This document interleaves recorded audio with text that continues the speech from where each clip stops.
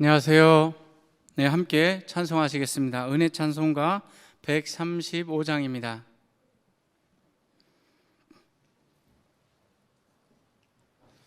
은혜 찬송가 135장 해 아래 새 것이 없나니 함께 찬송하시겠습니다.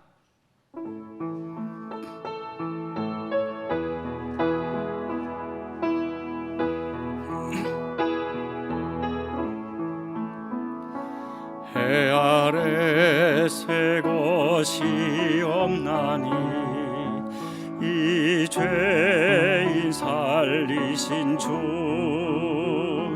보라 새롭게 된 이 피조물 주의 놀라운 권능 찬양하세 우리 주 오 주 영광 받으소서 새롭게 하소서 새롭게 하소서 새롭게 하소서 늘 새롭게 하소서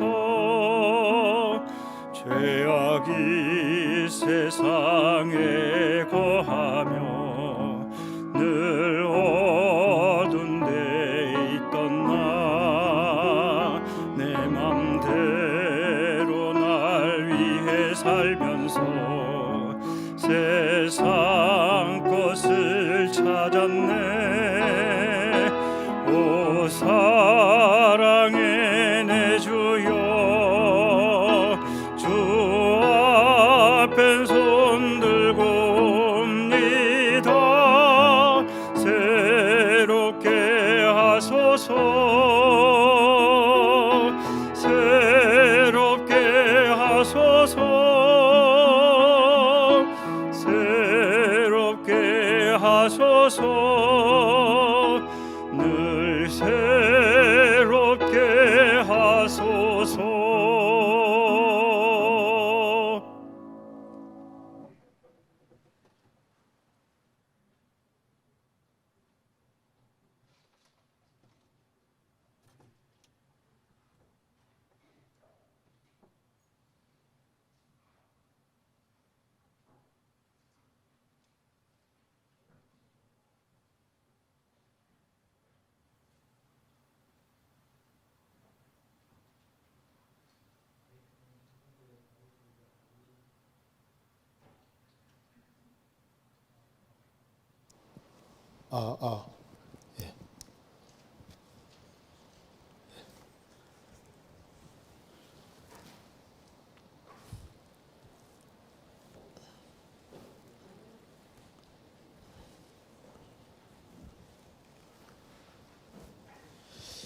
잠깐 같이 기도드리겠습니다.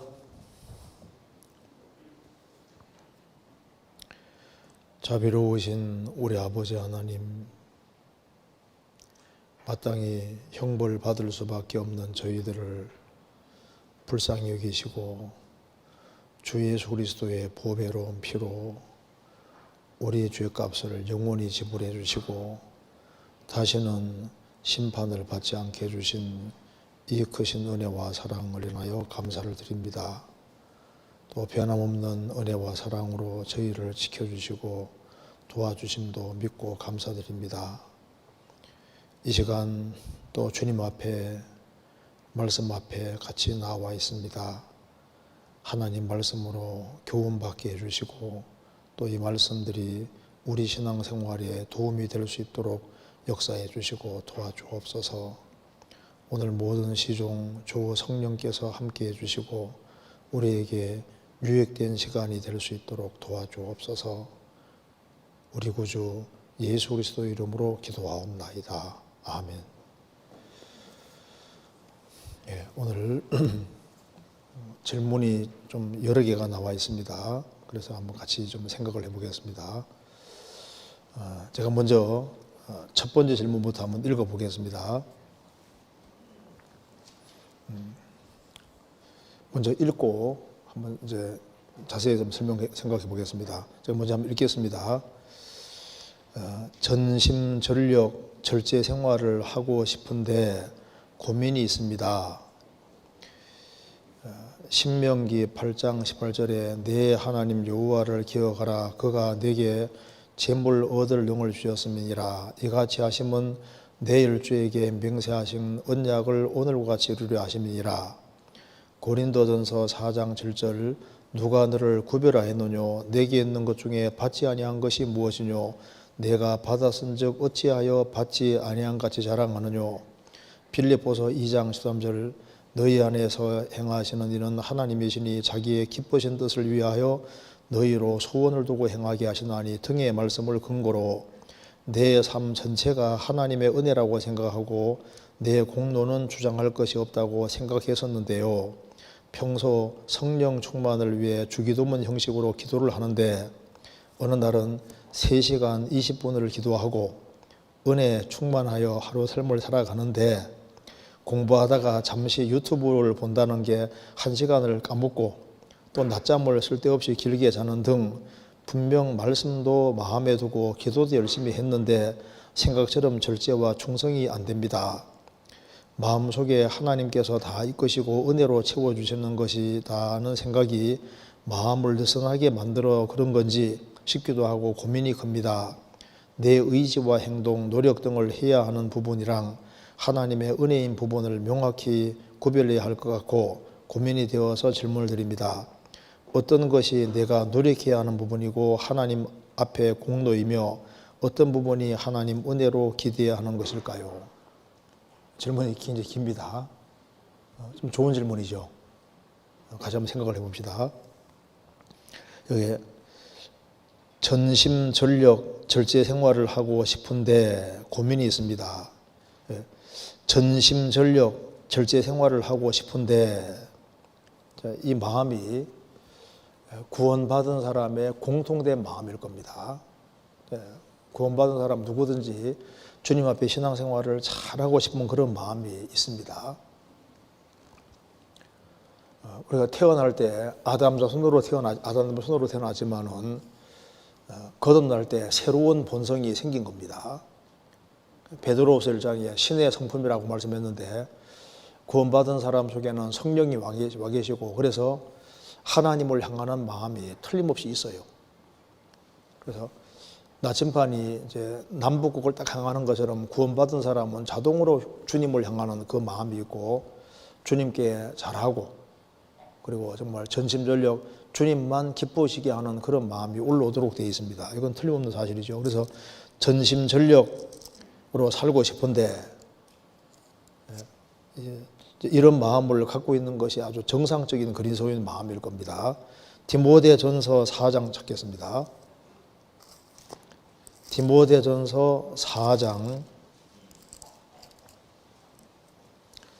15절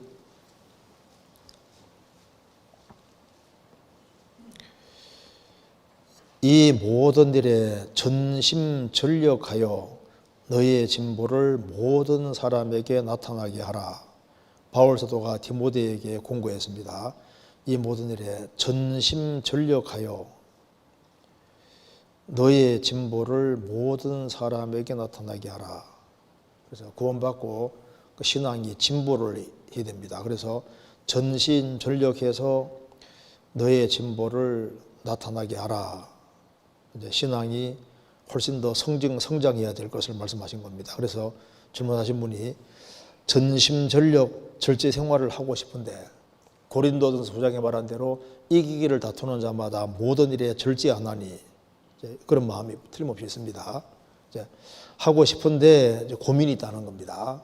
그러면서 이제 성경 구절을 몇 개 인용했는데 찾아보시겠습니다. 신명기 8장 18절. 신명기 8장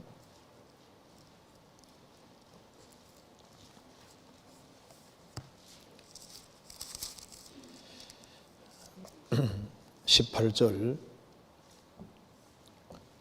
17절부터 제가 읽겠습니다. 또 두렵건대 내가 마음에 이르기를 내 능과 내 손의 힘으로 내가 이 재물을 얻을까 하노라. 내 하나님 여호와를 기억하라. 그가 내게 재물 얻을 능을 주었음이니라. 이같이 하시면 내 일주에게 맹세하신 언약은 오늘과 같이 이루리 하심이니라. 이스라엘이 출애굽을 할 때 에집트의 재물을 몽땅 끌고 나왔습니다. 그래서 에집트는 망하게 생겼기 때문에 에집트 사람들이 다 가져가라고 온갖 폐물 막 금은 보물 다 준 거예요. 그래서 이스라엘 민족은 잔뜩 가지고 나왔습니다. 그래서 너희들이 내 손으로 이 재물 얻었다 하고 하노라. 그게 아니라는 겁니다. 내 하나님 여호와를 기억하라. 그가 내게 재물 얻을 능을 주었음이니라. 그 출애굽을 할 때 에집트에서 400년 동안 고생했기 때문에 에집트가 오랫동안 다 뺏어갔잖아요. 뺏어갔으니까 출애굽을 할 때 이스라엘이 수고한 것을 가지고 나오게끔 해주신 겁니다. 이스라엘이 그리스도 배척한 죄로 2000년 동안 유랑생활 했지 않습니까? 그래서 이스라엘 민족이 2000년 동안 유랑생활하면서 이제 고생해서 벌어놓으면 이방인들이 계속 뺏어갔습니다. 이스라엘은 2000년 동안 유랑생활하면서 계속 뺏겼던 거예요. 그러니까 이스라엘 민족이 전 세계에 들어올 때는 세상 재물을 딱 취하게 하시는 이유가 2000년 유랑생활하면서 고생한 것에 대한 대가로 주님이 에집트 재물을 이끌고 세상 재물을 이끌고 이스라엘 땅에 돌아가게 해주시는 겁니다. 그러니까 이스라엘이 왜 출애굽을 할 때 에집트 재물을 몽땅 끌고 나오느냐, 너무하다 그렇게 생각하면 안 되는 것이 이스라엘이 수백 년 동안 고생하면서 에집트가 뺏어갔다는 걸 생각해야 되는 겁니다. 이스라엘이 지금 전 세계에 재물을 꽉 잡는 것이 왜 이스라엘에게 돈 다 주냐, 그게 아니라 2000년 유랑생활 속에서 2000년 동안 이방인들이 계속 뺏어갔던 거예요. 그거 생각하셔야 됩니다. 그래서 이스라엘이 지금 세계 돈줄을 다 잡는 것도 이스라엘이 2000년 동안 고생한 그것 때문에 하나님께서 이제 이스라엘 사람에게 재물 얻는 걸 주시는 겁니다. 여기 이제 그러니까 이스라엘 민족이 재물을 이끌고 나올 때 그게 다 하나님 은혜라고 말입니다. 그러면서 이 구절을 인용했습니다. 그 다음에 고린도전서 4장 찾겠습니다. 4장 7절.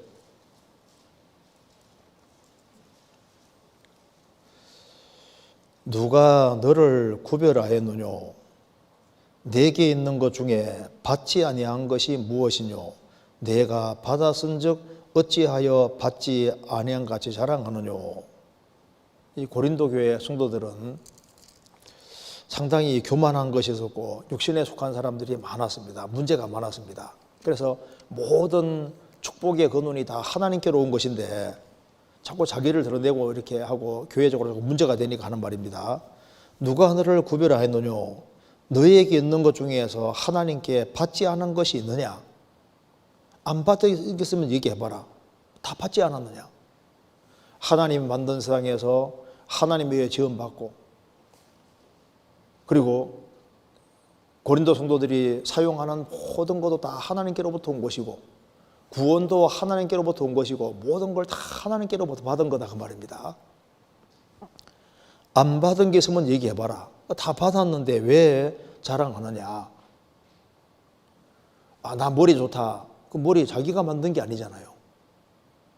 나는 돈 버는 재능이 있다. 하나님이 주신 겁니다. 그러니까 나에게서 주어진 모든 것들은 다 하나님께로부터 왔는데 왜 하나님 무시하고 너희들을 자꾸 너희 자신을 부각시키느냐? 이게 옳지 않다는 겁니다. 그래서 모든 것을 다 하나님께로 받았다. 이제 그걸 생각해서 이 구절을 인용했습니다. 우리는 하나님께로부터 모든 걸 받았기 때문에 우리 자랑할 것은 그리스도와 십자가밖에 없는 겁니다. 그리고 이제 그 다음에 빌립보서 2장입니다. 빌립보서 2장 13절. 너희 안에서 행하시는 이는 하나님이시니 자기의 기쁘신 뜻을 위하여 너희로 소원을 두고 행하게 하시나니 너희 안에서 행하시는 이는 하나님이시니 구원받은 사람 속에 하나님이 계시고 그리고 이제 그 속에서 주님께서 일하십니다.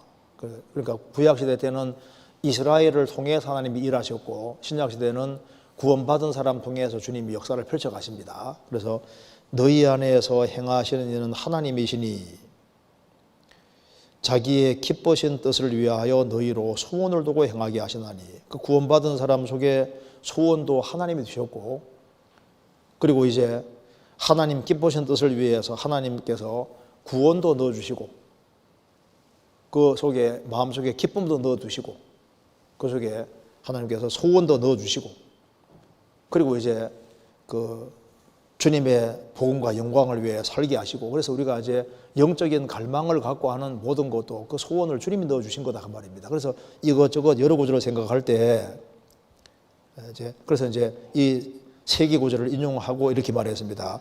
등의 말씀을 근거로 내 삶 전체가 하나님의 은혜라고 생각하고 내 공로는 주장할 것이 없다고 생각했었는데요. 그렇죠? 내 모든 삶의 근거가 은혜다. 그래서 우리가 지금 은혜 속에 살고 은혜 속에 있다가 저 천국에 들어가는 겁니다. 그건 틀림없이 맞는 얘기지 않습니까? 베드로전서 5장입니다.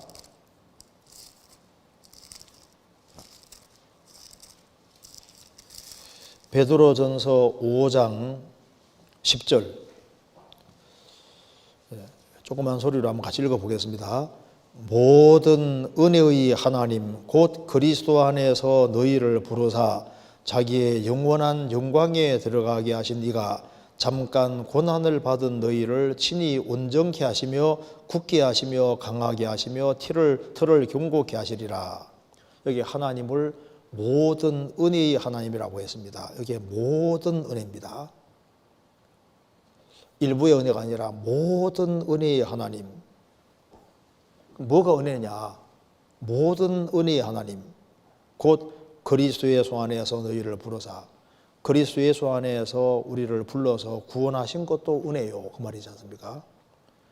자기의 영원한 영광에 들어가 계신 이가 우리를 부르신 것도 은혜고, 영원한 영광에 들어가게 하신 것도 은혜고, 영원한 영광에 들어가게 하기 위해서 잠깐 고난을 받은 너희를, 잠깐 고난을 주신 것도 알고 보면 은혜였고, 그리고 잠깐 고난을 통해서 불순물을 다 떨어뜨리니까 잠깐 고난받은 너희를 친히 온전케 하시며, 사람이 온전케 되기 위해서는 고난이 필요합니다. 금이 순금이 되기 위해서는 불 속에 들어갔다 나와야 되잖아요. 그래서 잠깐 고난을 통해서 그 그리스도인들을 점점 온전케 하시고, 그리고 고난을 통해서 그 사람을 굳게 하시고, 그리고 아주 강하게 하시고 틀을 견고케 하시리라.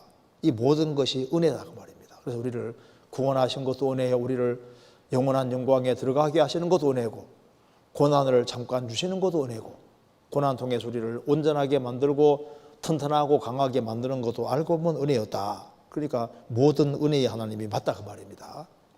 우리가 천국에 들어가면은 면류관을 하나님께 다 돌려드립니다. 계시록 4장에 하나님께로부터 면류관을 받았는데 그 면류관을 다 주님께 돌려드립니다. 그래서 계시록 19장에는 주님이 많은 면류관 썼다, 영광을 아주 엄청 받은 걸 나타냅니다. 그러니까 천국 가보면은 모든 것이 하나님의 은혜였다는 것을 절실히 깨닫게 되는 겁니다. 그래서 그런데 여기 이제 우리가 알아야 될 것이 있습니다. 그런데 여기 이제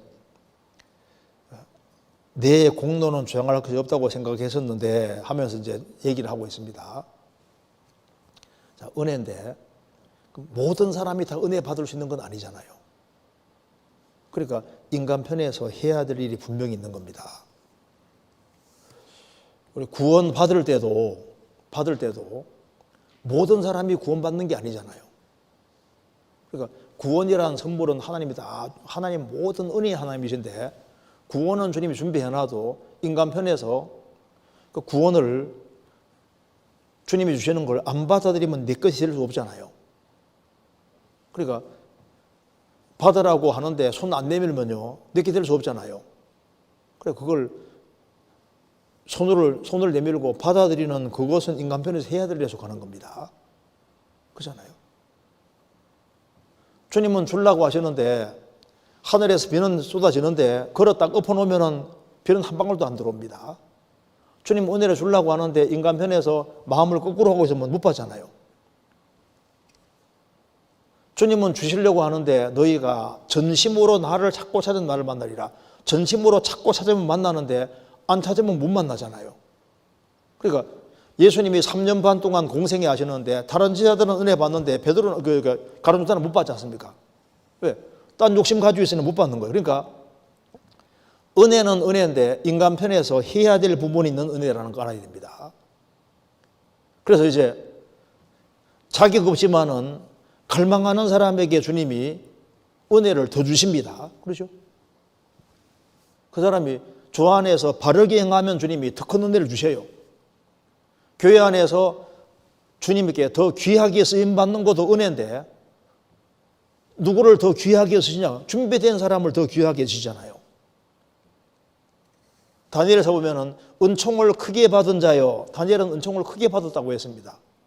왜 은총 크게 받았냐 하면은 바벨론의 포로에 잡혀갔지만은 거기에서도 신앙을 지키고 말씀을 지키고 말씀 가운데 살기로 작정을 하고 결심을 굳히고 그리고 하나님께 매달리고 의지하고 살았잖아요. 그러니까 은혜를 주시는데 인간 편에서 해야 될 것이 있는 은혜라는 걸 아셔야 됩니다. 공짜고 은혜라고 해가지고 그러니까 인간 편에서는 아무것도 안 해도 무조건 주는 그런 식으로 생각하면 안 맞는 거예요. 무슨 말이 되시죠? 구원을 받기 위해서 인간이 무슨 공로 세워서는 천국 갈 수 없잖아요. 그런데 주님이 공로를 준비해놨는데 그걸 받아들이는 손이 필요한 것처럼 구원받고 난 다음에도 우리가 더 큰 은혜 받기 위해서 인간 편에서 해야 될 일이 분명히 있는 겁니다.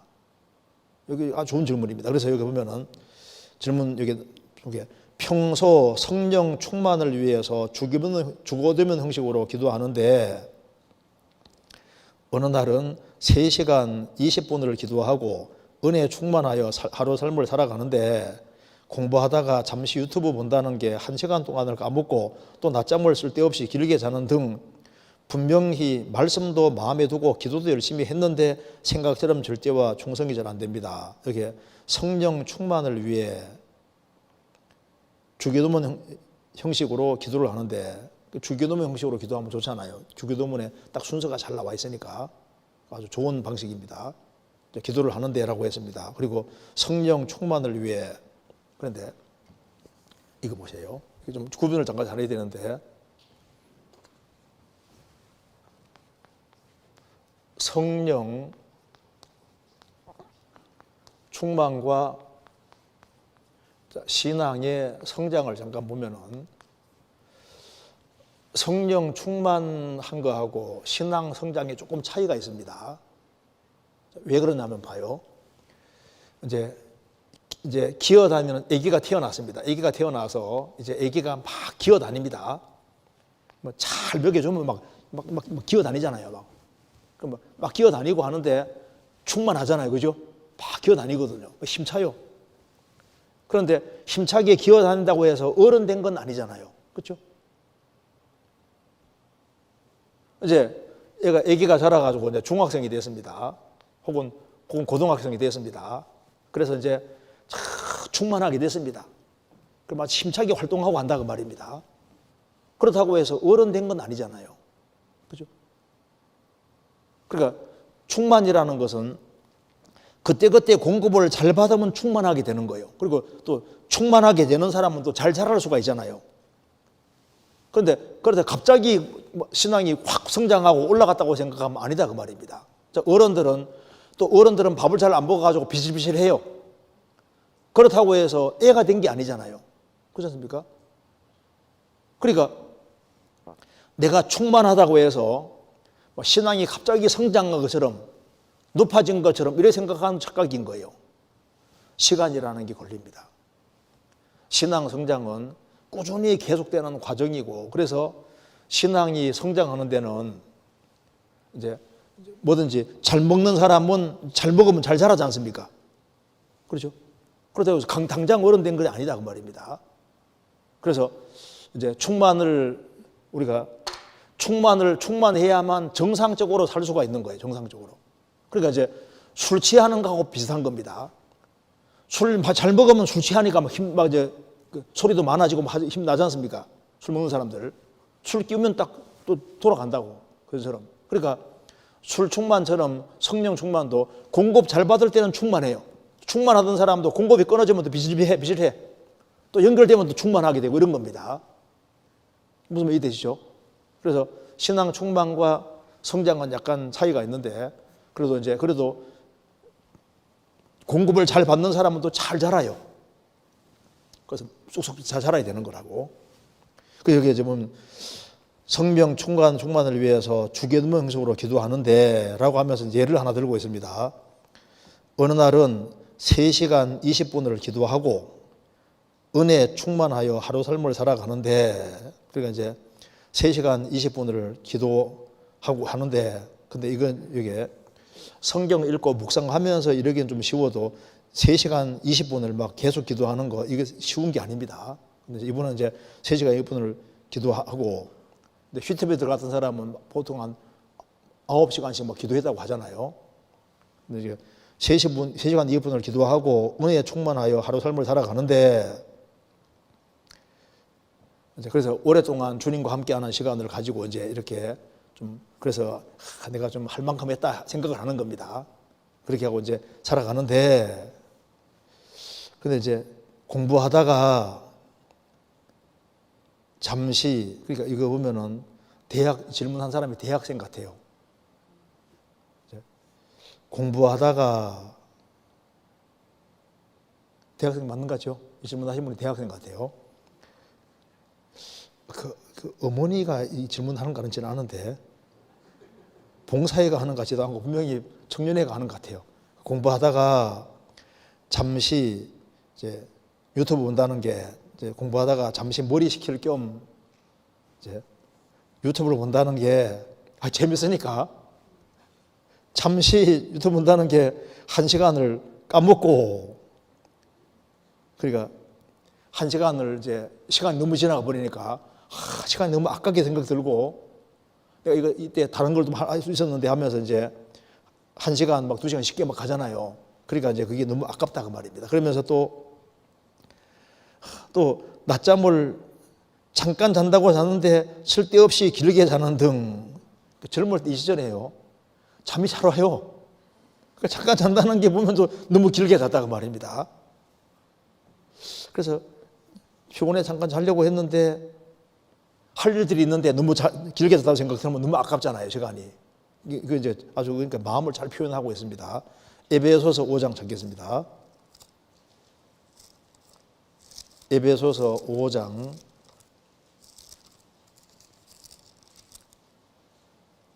15절. 그런즉 너희가 어떻게 행할 것을 자세히 주의하여 지혜 없는 자 같이 말고 오직 지혜 있는 자 같이 하여 세월을 아끼라. 때가 가니라. 이런 것을 알고 있으니까 이제 세월을 아끼라. 이번 밑에 헬라말로 기회를 사라. 시간을 건지고 최대한 구원해서 유용한 곳에 사용하라고 주님 말씀하셨는데, 이런 걸 생각하니까 너무 시간이 아깝게 느껴지고 또 주님 앞에 또 죄책감도 느끼고 죄스럽다고 말입니다. 그래서 분명히 질문 내용입니다. 분명히 말씀도 마음에 두고 기도도 열심히 했는데 생각처럼 절제와 충성이 안 된다고 말입니다. 그러니까 분명히 이 기도들이 길게 하고, 그리고 이제 충분히 이제 그 말씀도 마음에 두고, 그리고 이제 공부도 열심히 하고, 이렇게 했음에도 불구하고 조금 이제 마음 느슨하게 하니까 그냥 또 이렇게 절제도 충성도 잘 안 되더라고 말입니다. 기도를 열심히 했다고 해서 신앙생활이 금방 성장되고 금방 경건게 되면 얼마나 좋겠습니까? 그러니까 당장 문 딱 걸어 잠그고 하루 종일 기도하고 뭐 했다고 해가지고 당장 이렇게 신앙이 성장하고 그렇게 되는 것이 아니다 그 말입니다. 그러니까 성경에 이런 말이 나와 있는 겁니다. 디모데전서 4장입니다. 디모데전서 4장 7절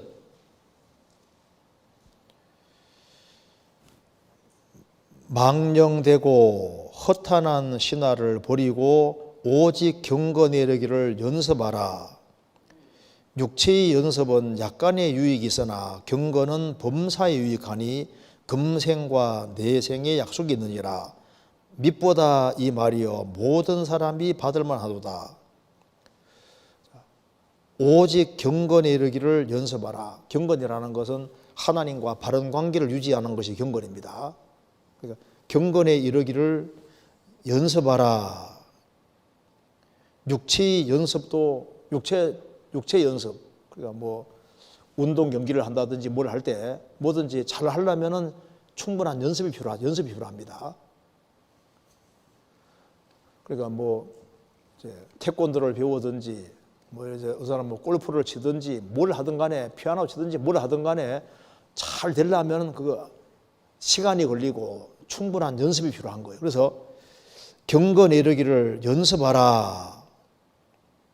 이게 한 번으로 안 되니까 이게 연습하라고 하신 겁니다.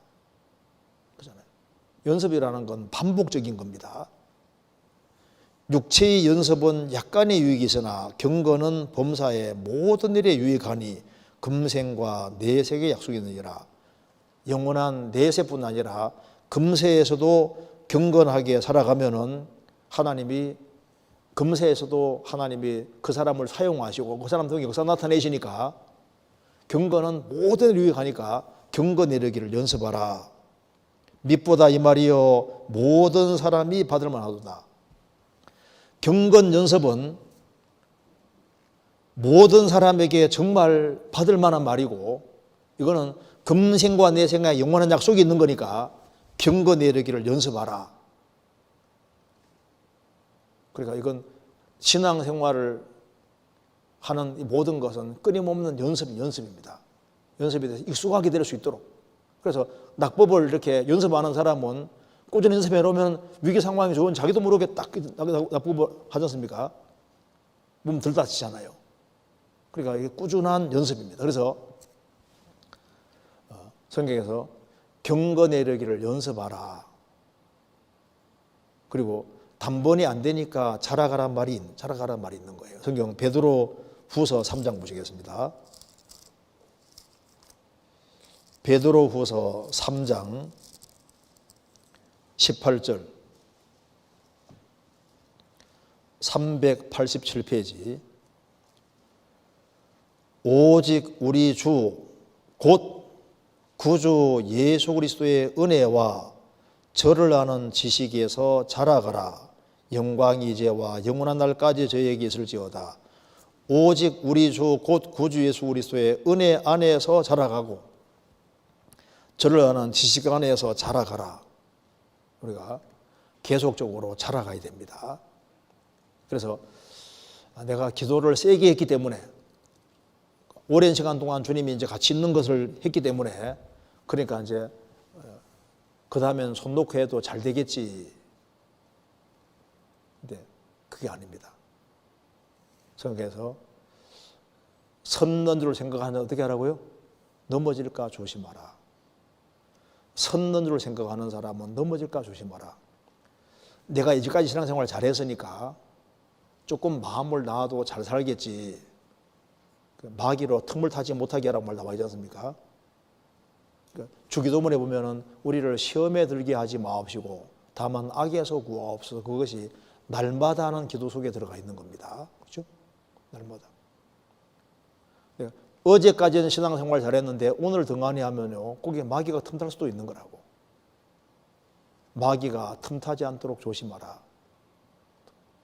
내가 신앙생활을 10년 했으니까 이제는 마음 푹 놔도 되겠네. 천만의 말씀인 거예요.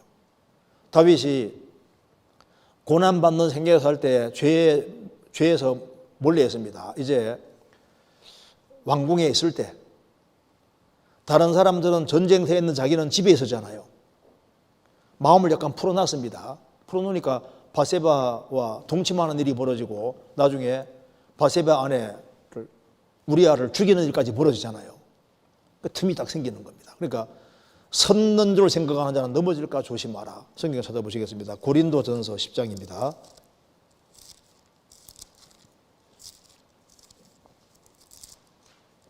10장 12절.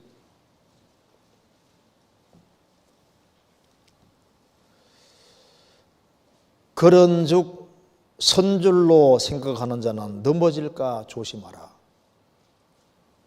누가복음 4장 보면은 마귀가 예수님을 시험했습니다. 시험을 다한 후에 뭐라고 했습니까? 얼마 동안 떠나니라. 마귀가 예수님을 시험하고 난 이후에 시험할 거리가 없으니까 떠났는데 영원히 떠난 것이 아니라 얼마 동안 떠나니라. 다 다시 오잖아요. 이 사람이 충만하게 아주 열심히 주님 붙잡고 살아갈 때는 마귀가 이제 시험거리가 없으니까 물러가 있는데 계속 물러가 있는 게 아니라 얼마 동안 기회가 주어지면 또 온다니까요. 그래서 근신하라 깨어라 너희 대적 마귀가 우는 사자가 뒤돌아다니며 삼깨를 잡나니. 그 마귀가 틈을 엿보고 우리 신앙생활을 넘어뜨리려고 하는 것이 맞는 거예요. 그러니까 여기 이게 이제 기도도 열심히 하고 말씀도 충분히 받는데 그런데 절제와 충성이 생각처럼 잘 안 된다.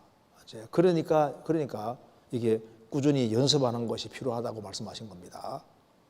그리고 계속 자라가야 되니까 꾸준한 것이 필요한 것이 맞습니다. 그래서 이제 이분은 지금 주 안에서 온전하게 살고자 하는 그 마음이 아주 굉장히 간절한 분이잖아요.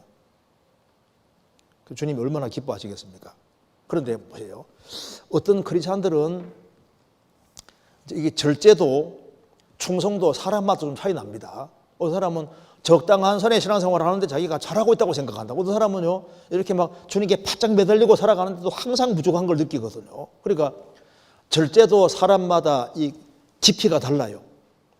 충성도 깊이가 다릅니다. 어떤 사람은 충성하는데 죽도록은 안 하거든. 어떤 사람 절제하는데 막 철저하게 절제는 안 합니다. 사람마다 차이가 나는 거예요. 레위기 11장에 이 거룩은요 강제적인 것인데 민수기 6장에 나와 있는 거룩, 나스린의 거룩은 자발적인 겁니다. 그러니까 이제 자유가 있지만은 스스로 자유를 더 절제하는 그런 사람도 있고 또 충성에도 더 충성하는 사람도 있고 차이가 나는 거예요. 그러니까 이분은 열심히 살려고 하는데 그 뭐 잠깐이지 않습니까? 유튜브 때문에 조금 더 시간을 낸 거 이런 것에 대해서도 안타까워하잖아요. 그러니까 신앙생활을 하되 아주 잘하고 싶은 마음이 큰 사람이라고 그러잖아요. 어떻게든 주님께 잘 보이려는 그런 마음이 굉장히 큰 사람입니다. 얼마나 주님 기뻐하시겠습니까? 그러니까 여기에 로마 16장에도 주 안에서도 수고하는 사람도 있고 주 안에서 많이 수고하는 사람도 있고 많이 수고하면서 더 많이 사랑하는 사람도 있고 아예 목이라도 내놓고 사는 사람도 있고 그러니까 충성을 해도 수고해도 수고하는 강도는 차이가 나는 거예요. 그잖아요. 그래서 여기 스스로 자기를 구별시키지만은 더 구별시키고 그런 사람이 있다니까요. 마음속에 하나님께서 다 이끄시고 은혜로 채워주시는 것이다 그런 생각이 마음을 느슨하게 만들어서 그런지 싶기도 하고 고민이 큽니다. 내 의지와 행동, 노력 등을 해야 하는 부분이랑 하나님의 은혜인 부분을 명확히 구별해야 할 것 같고 고민이 되어서 질문을 드립니다. 이 말씀 속에 핵심이 들어있습니다. 마음속에 하나님께서 다 이끄시고 은혜로 채워주신다는 것이 그것 때문에 마음이 느슨하게 되는 것이 아닌지 요것도 맞아요. 그래서 이제 내 의지와 행동, 노력 등을 해야 하는 부분도 있는데 은혜인 부분과 내가 해야 될 부분 이런 것 자체가 구분이 명확하게 안 돼가지고 이제 이것 때문에도 고민이 생긴다 그 말입니다. 그러니까 내가 이제 성경 열심히 읽고 기도를 많이 했으니까 하나님께서 은혜로 채워주시고 힘도 주신다는 말이 맞잖아요. 또 주님께서 다 맡겼으니까 주님이 해줄 거라는 생각을 가지고서 내 쪽에서 느슨하게 또 내가 할 걸 또 안 할 수도 있거든요. 그잖아요. 자, 그러니까 이게 참 아주 좋은 질문입니다. 그래서 이게 어떤 것이 내가 노력해야 하는 부분이고 하나님 앞에 공로이며 어떤 부분이 하나님 은혜로 기대해야 하는 것일까요?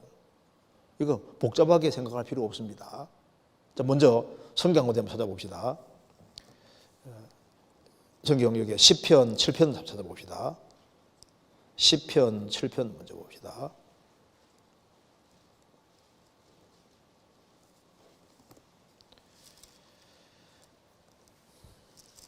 시편 7편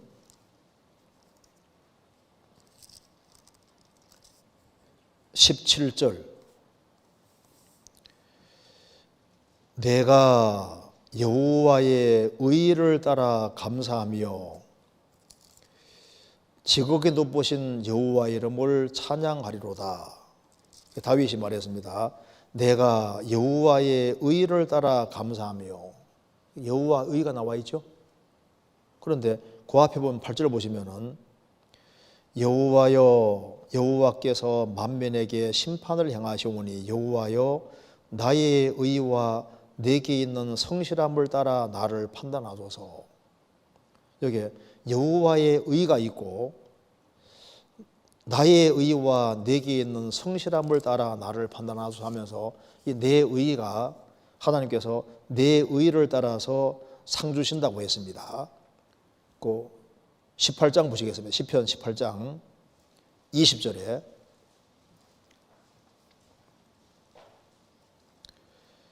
여호와께서 내 의를 따라 상 주시며 내 손에 깨끗함을 조차 갚아줬으니 여호와께서 내 의를 따라 상 주시며 내 손에 깨끗함을 조차 갚아줬으니 그러니까 이렇게 되는 겁니다.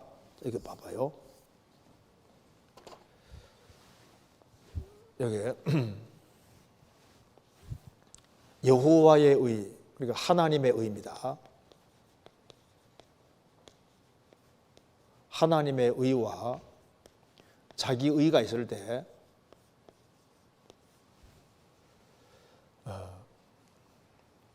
하나님의 의도 없고 자기 의도 없는 사람은 그냥 인생을 막 사는 사람이잖아요. 그런데 로마서 10장에 보면은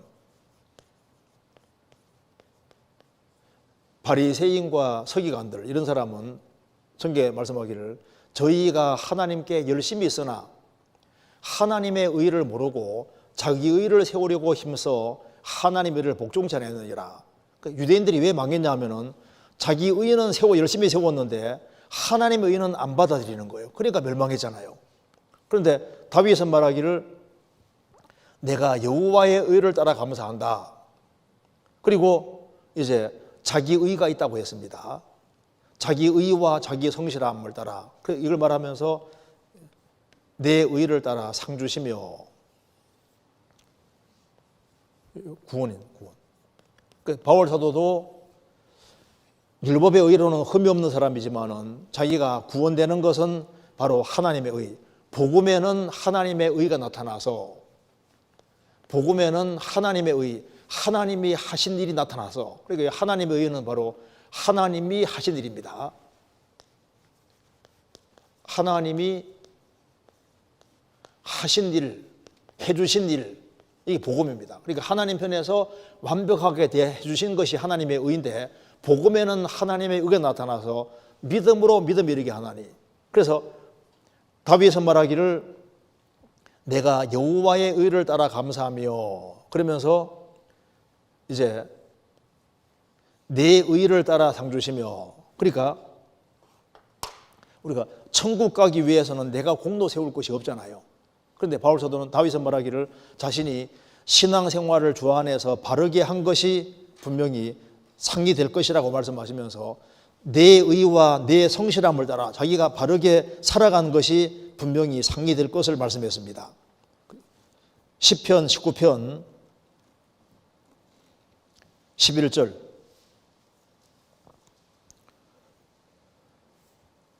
또 주의 종이 이로 경계를 받고 이를 지킴으로 상이 크니이다. 왜 상 차이가 있게 되냐면은 말씀을 따라 살아가는 정도가 다르니까 상 차이가 있을 수밖에 없잖아요. 그래서 이제 주님 편에서 주셨고 내 편에서도 하는데 물론 주님을 힘입고 하는 겁니다. 그렇잖아요. 그러니까 내 편에서는 내가 할 수 있는 것은 계속 하는 것이 맞는데 또 주 안에서 성실하게 바르게 살아가는 사람에게 주님께서 또 힘을 주시는 것이 맞는 거예요. 그래서 우리가 성경 읽고 기도하고 우리 편에서 해야 될 걸 열심히 하면은 하는 속에 주님이 더 큰 은혜를 주십니다. 그렇잖아요. 그래서 먼저 이렇게 생각하면 됩니다.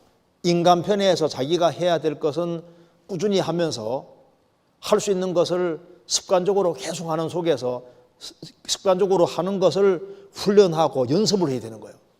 경건을 연습하라. 연습하란 말은 내 쪽에서 할 것을 꾸준히 할 것을 말하는 겁니다. 자, 요한복음 11장 보시면 나사로가 죽었습니다. 나사로 살리실 때 돌문을 열어라 인간에게 시켰잖아요. 나사로야 나오너라 주님이 하셨습니다. 풀어놓아 다니게 하라 사람에게 시켰잖아요. 그러니까 인간이 할 수 있는 건 인간에게 시킨 겁니다. 돌문 여는 거, 그 이스라엘 돌문 힘듭니다. 그죠? 힘들지만 인간이 할 수 있는 거니까 할 수 있는 걸 하게 만드신 거예요. 그런데 죽은 나사로 살리는 건 인간이 못 하잖아요. 그건 주님이 해주신 겁니다. 풀어놓아 다니게 하라. 그건 인간이 할 수 있는 겁니다. 그래서 인간이 할 수 있는 것은 적극적으로 하는 것이 그게 당연한 거예요. 그래서 내 편에서 할 수 있는 것은 충실하게 하고 충실하게 하는 그 사람에게 주님께서 은혜도 주시고 힘도 더 주시고, 왜 하나님은 항상 은혜 주려고 기다리고 있는 거예요. 그런데 은혜를 받은 사람이 자기 편에서 하나님 말씀 따라 살아가면 주님이 은혜를 더욱 내려주신다고요. 성경에서 봅시다. 신명기 33장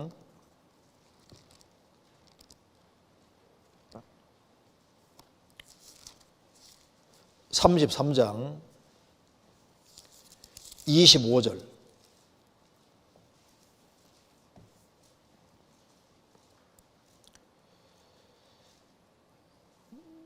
내 문 빗장은 철과 노시 될 것이니 내 사는 나를 따라서 능력이 있으리로다. 내 문 빗장은 철과 노시 될 것이니, 적이 공격할 때 문 빗장이 철과 노시면은 문을 부수기 어렵습니다. 그래서 하나님이 도와주시면은 아주 견고한 인생이 될 걸 말씀하는 겁니다. 적이 공격하지만은 못 이기는 승리하는 인생이 될 걸 말씀하시면서 내 사는 날을 따라서 능력이 있으리로다. 너가 살아가는 날들, 복수로 되어 있습니다. 너가 사는 날들에 비례해서 내게 능력이 있을 것이다. 그래서 내 사는 날들에 따라서, 그 말이 하루하루 살아가는 날이 바르면 바를수록 거기에 따라서 주님이 능력을 주실 것을 말씀하시는 거예요. 그래서 이스라엘 백성들도 출애굽을 할 때도 이집트에서 하나님께 간절히 부르짖으니까 주님께서 출애굽시켜 주셨잖아요. 광야 생활 속에서도 하나님께 부르짖을 때 주님이 필요한 걸 다 내려주셨고, 가나안 땅 정복할 때도 하나님께 도움을 구하고, 그렇게 할 때 주님이 더 큰 은혜 내려주시고, 그리고 가나안 7민족을 정복하게 만들어주신 겁니다. 그래서 우리가 우리 편에서는 힘을 다해서 우리 할 것을 하되 꾸준히 계속 해야 되는 것이 맞는데, 왜냐하면 주님은 이미 주셨거든요. 우리에게 농사 지을 땅을 주셨으면요, 그 기구도, 농기구도 다 주시고 씨앗도 다 주셨어요. 이미 주신 것인데 우리 편에서 활용하니까 문제인 거라고. 성경에서 왜 힘쓰라 그랬냐면은 주님께서 일단 다 줘놨으니까 그걸 활용해서 최대한 열심히 살아라고 하신 겁니다. 성경 베드로후서 1장 찾겠습니다.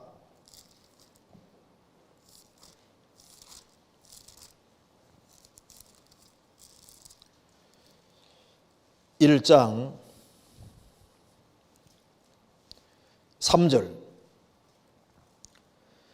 그의 신기한 능력으로 생명과 경건에 속한 모든 것을 우리에게 주셨으니, 4절 이로써 그 보배롭고 지극히 큰 약속을 우리에게 주사. 여기 보시면은 그의 신기한 능력으로 우리에게 하나님이 뭘 주셨냐면은 하나님이 먼저 주셨어요. 뭘 주셨냐면은 우리에게 생명도 주시고 구원도 주시고 그리고 경건에 속한 모든 것을 주셨다. 경건에 속한 모든 것. 그러니까 우리 신앙생활에 필요한 모든 것도 주님께서 이미 다 주셨고 그 다음에 신앙생활 주안에 바르게 살려고 하는 사람은 신앙생활을 잘할 수 있도록 하나님께서 신구약에 아주 어마어마한 약속을 주셨습니다. 그 보배롭고 지극히 큰 약속을 우리에게 주사 엄청난 주님이 약속을 주셨습니다. 주셨으니까 이걸 잘 활용해서 이제 열심히 살게끔 하시는 겁니다. 그래서 여기에 5절에 이러므로 너희가 더욱 힘써 너희가 더욱 힘써라. 그러니까 주셨으니 주신 건 은혜잖아요. 은혜인데 이 은혜를 우리가 활용해야 되는데 우리 편에서 적극성을 가지고 더 힘써라. 너희가 더욱 힘써 너희 믿음의 덕의 지식을, 지식의 절제를, 절제의 인내를, 인내의 경건을, 경건의 형제유를, 형제의 사랑을 공급하라. 주셨으니까 받아서 주 안에서 너희가 더욱 힘써 우리 편에서 힘을 써야 되는 것이 맞는 거예요. 그래서 배우되 더 간절한 마음으로 열심히 배우면요 주님이 거기에 그 사람에게 더 큰 은혜를 깨닫게 도와주시는 겁니다. 입을 넣을 때 넓게 열어라. 넓게 여는 사람은 주님이 더 채워주시는 걸 경험하는 겁니다. 교제 가운데 들어와도 교제에 번들이 있는 것이 아니라 교제 가운데 밀접하게 들어오면 주님이 영혼을 더 새롭게 해주는 걸 느낄 수 있습니다. 또 그리고 주변 사람에게 전도하면 요거 얻어 먹어도 주님이 내 쪽에서 나갔기 때문에 이쪽에서는 더 큰 은혜를 채워주는 걸 경험하게 되는 거예요. 그리고 주님 위해서 고난받고 봉사하고 이렇게 하면요 주님이 그 사람에게 더 큰 힘을 주시고 은혜 주시는 걸 느낄 수 있습니다. 그렇잖아요. 그래서 우리 편에서 우리가 하되 이거 꾸준히 해야 될 부분을 꾸준히 해야 되는 것이 맞는 겁니다. 그리고 이게 절제라고 하는 것은 목표가 확실해야 되거든요. 바울 사도도 한 목표 가지고 살고 그걸 위해서 매진하니까 그래 그 절제가 따라오게 되는 거예요. 빌립보서 3장 읽겠습니다.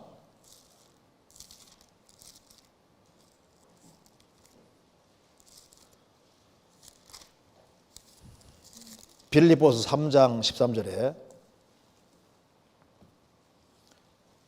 3장 13절 형제들아 나는 아직 내가 자본줄 여기지 아니하고 오직 한 가지를 즉 뒤에 있는 것은 잊어버리고 앞에 있는 걸 잡으려고 표대를 향하여 그리스도 예수 안에서 하나님이 위에서 부르신 부름의 상을 위하여 쫓아가노라. 바울 사도는 목표가 확실했고 한 가지 목표가 딱 있는 겁니다. 그걸 위해서 아주 열심히 달려가는 꾸준히. 그래서 절제가 제일 큰 사람이 누구냐 하면은 원한이 있는 사람이 절제가 제일 크게 되는 거예요. 원한이.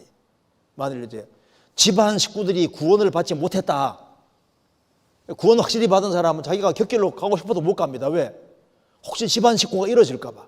그래 집안 식구가 구원받을 때까지는 노심초사하면서 하고 싶은 거 하지 않고 절제를 하는데 집안 식구 이제 구원 다 받으면 이제 마음이 탁 놓여가지고 이제 풀려가지고 그 다음부터는요 절제가 흐트러지는 사람도 있거든요.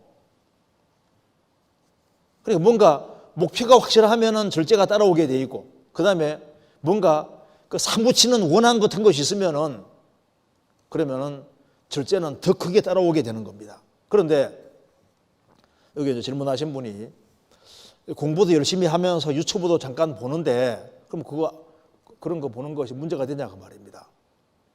그런데 성경이 뭐라 했냐면은 일만 하라고 하지 않았습니다. 잠깐 쉬어란 말도 있거든요.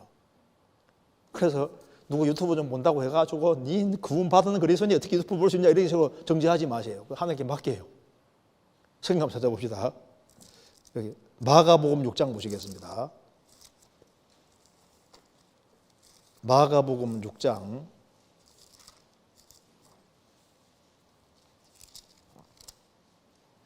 31절, 제가 30절부터 읽겠습니다. 30절에 사도들이 예수께 모여 자기들의 행한 것과 가르친 것을 낱낱이 고하니 이르시되 너희는 따로 한적한 곳에 와서 잠깐 쉬어라 하시니 이는 오고 가는 사람들이 많아 음식 먹을 겨를도 없음이라. 이에 배를 타고 따로 한적한 곳에 갈새 여기에 보면은 예수님이 잠깐 쉬어라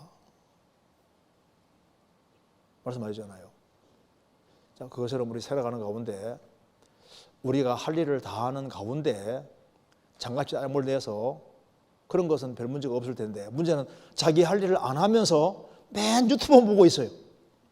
자기 할 일을 안 하면서 맨 낮잠만 자고 있어요. 그러면 안 맞잖아요. 우리가 우리 본분을 잊으면 안 됩니다. 본분을. 사도 요한이 애들하고 놀고 있으니까 어떤 사람이 사도 요한에게 질문했습니다. 예수님의 사도인 당신이 어떻게 한가하게 애들하고 놀고 있느냐. 근데 사도 요한이 이런 시간도 좀 필요하다 그랬습니다. 사도니까 맨 전도만 하고 있어야 되냐 그 말입니다. 기계가 아니잖아요. 기계가. 잠깐 쉬어라 이 말이 맞는 겁니다. 그런데 여기 지금 질문하신 분이 신앙생활을 잘하려는 마음을 가지고 있으니까 어쨌든 간에 자기 컨트롤을 잘해야 됩니다. 컨트롤을 잘하면서 이런 마음을 가지고 살면은 주님이 신앙생활을 잘할 수 있도록 그렇게 계속 길을 열어주리라고 생각합니다. 그래서 신앙생활은 꾸준한 반복입니다. 그래서 한번 뭔가 막 성경을 막 한번 실컷 읽었다고 해가지고 또 기도를 막 세게 오랫동안 했다고 해가지고 그렇게 해서 당장 신앙이 성장하는 게 아니라 분명히 꾸준한 것이지 않으면 안 되는 겁니다. 그렇게 이해하면 되겠습니다. 자, 그 다음 질문 보겠습니다. 또 제가 읽겠습니다. 안녕하세요. 마태복음 7장 9절 10절을 읽고 궁금한 게 생겨서 질문을 드리게 되었습니다. 예수님께서 베드로와 야고보와 요한 앞에서 변형되시고 모세와 엘리야와 이야기하시는 장면을 보며 세 명의 제자가 모세와 엘리야를 만났던 적도 없고 당시 사진이 남아있지도 않았을 텐데 어떻게 둘이 모세와 엘리야인지 알아봤는지 궁금합니다. 또한 산을 내려오며 예수님께서 이 일을 부활 전에는 이르지 말라 하시자 제자들이 어찌하여 서기관들이 엘리야가 먼저 와야 하리라 하나이까라고 물은 것을 보면서 다른 질문들도 많았을 텐데 어째서 입을 모아 이 질문을 가장 먼저 했는지 이해가 가지 않습니다. 답변을 부탁드립니다 하는 질문을 했습니다. 한번 찾아보시겠습니다. 마태복음 17장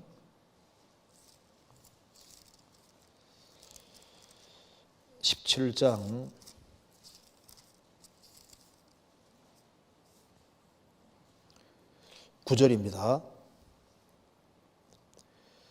저희가 산에서 내려올 때 예수께서 명하여 가라사대 인자가 죽은 자 가운데서 살아나기 전에는 본 것을 아무에게 누리지 말라 하시니 제자들이 묻자와 가로되 그러면 어찌하여 서기관들이 엘리야가 먼저 와야 하리라 하나이까 예수께서 대답하여 가라사대 엘리야가 과연 먼저 와서 모든 일을 회복하리라.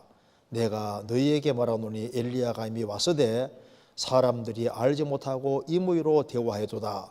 인자도 이와 같이 그들에게 고난을 받으리라 하시니 그제야 제자들이 예수의 말씀하신 것이 세례 요한인 줄을 깨달으니라.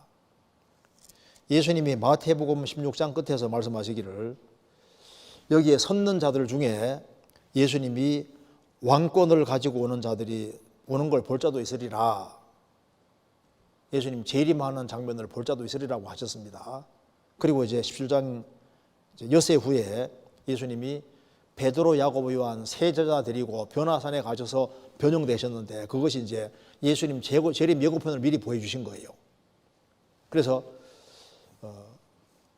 거기에 모세와 엘리야가 나타났는데 모세는 죽었다가 주님 앞에서는 그리스도인 대표고 엘리야는 산채로 들림받은 것처럼 주님 모시는 그날 살아 주님 앞에 가는 사람 대표다 그 말입니다. 주님 재림 예고편을 미리 보여주셨고 그리고 난 이후에 예수님이 산에 내려올 때 인자가 죽은 자 가운데 살아나기 전에는 본 것을 아무에게도 주지 말라. 그 제자들은 이 말씀대로 침묵을 지키고 있다가 예수님이 죽으시고 부활하신 이후에 조심스럽게 이 이야기를 하면서 이것이 재림 예고편이었다고 설명해 주고 있는 겁니다. 잠깐 찾아보시겠습니다. 성경 베드로 후서 1장입니다.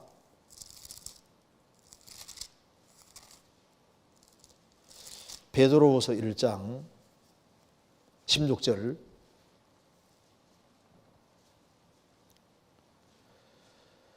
우리 주 예수 그리스도의 능력과 강림하심을 너희에게 알게 한 것이 공교히 만든 이야기를 쫓은 것이 아니요 우리는 그의 크신 위엄을 친히 본 자라. 지극히 큰 영광 중에서 이러한 소리가 그에게 나기를 이는 내 사랑하는 아들이요 내 기뻐하는 자라 하실 때 저가 하나님 아버지께 존귀와 영광을 받으셨느니라. 이 소리는 우리가 저와 함께 거룩한 산에 있을 때 하늘로서 나옴을 들은 것이라.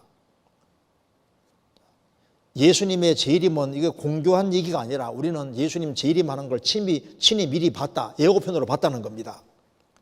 그래서 변화산상에서 직접 자신이 본 것을 베드로 사도가 증언하고 있습니다. 그런데 이거보다 더 확실한 것이 있는데 예언이라고 말씀했습니다. 재림 예고편을 미리 본 겁니다. 자, 그런데 이게 질문 내용입니다. 다시 마태복음 17장 다시 보시겠습니다. 자, 변화산 이제 사건이 있고 난 이후에 예수님이 내가 곧 죽을 텐데 죽은 자 가운데 살아나기 전에는 본 것을 아무에게도 이르지 말라 하니까 제자들이 궁금한 걸 물었습니다. 제자가 아니라 제자들이라고 했죠. 그러면 어찌하여 서기관들이 엘리야가 먼저 와야 하리라 하나이까? 그래서 제자들이 이렇게 물은 것을 보면서 다른 질문들도 많았을 텐데 어째서 입을 모아서 이 질문을 가장 먼저 했는지 이해가 잘 되지 않는다. 이해가 되죠. 왜냐하면 이게 이유가 있습니다. 여기 보세요.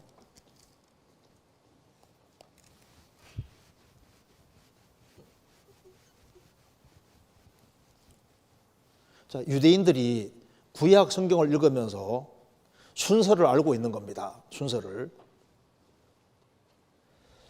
분명히 엘리야가 먼저 오고 엘리야가 메시아 앞에 오도록 되어 있는 거예요. 이게 먼저고 이것이 나중입니다. 이걸 알고 있는 거예요. 성경 한번 찾아봅시다. 말라기에서 4장 찾겠습니다.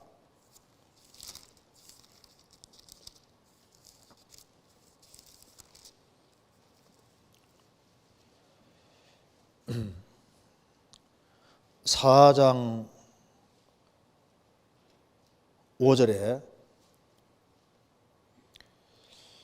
보라 여호와의 크고 두려운 날이 이르기 전에 내가 선지 엘리야를 너희에게 보내리니 그가 아비의 마음을 자녀에게도 돌이키게 하고 자녀들의 마음을 그들의 아비에게로 돌이키게 하리라. 돌이키지 아니하면 두렵건대 내가 와서 저주로 땅을 칠까 하노라. 그래서 이 말라기서와 말라기 4장과 그리고 이사야 40장에 보면은 외치는 자의 소리로 이제 이 엘리야가 오게 돼 있는 겁니다. 그래서 여호와의 크고 두려운 날이 이르기 전에 내가 선지 엘리야를 너희에게 보내리라. 분명히 구약 성경 속에 엘리야를 성경에서 보내서 아비의 마음을 자녀에게 돌이키게 하고 자녀들의 마음을 그 아비에게로 돌이키게 하리라고 돼 있다 그 말입니다. 그래서 신약 성경에 이걸 받아서 자, 누가복음 보시겠습니다. 누가복음 1장에